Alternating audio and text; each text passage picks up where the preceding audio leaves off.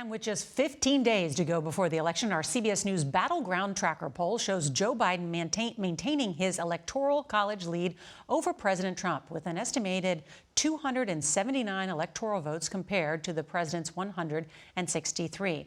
Now, one of those toss-up states is Arizona, where the president held 2 rallies today as Biden stays off the trail for 4 days of debate prep. Here's CBS's Ed O'Keefe.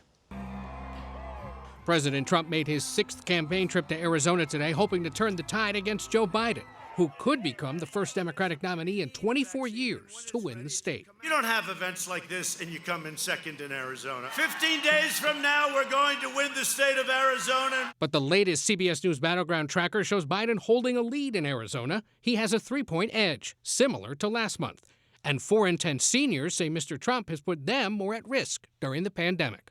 He knew that this virus was 5 times more deadly than the flu. It's that message that Kamala Harris and the Biden campaign continue to push. He knew it was airborne.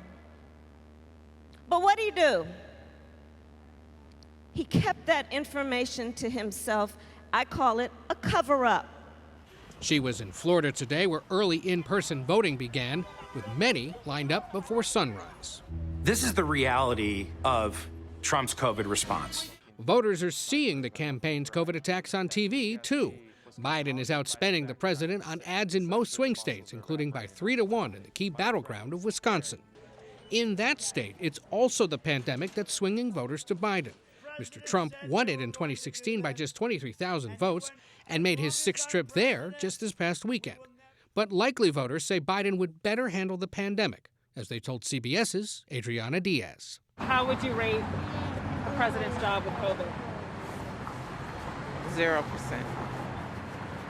0%. And nearly half of likely Wisconsin voters say Mr. Trump has hurt their state's attempts to curb the outbreak, which has surged again in recent days.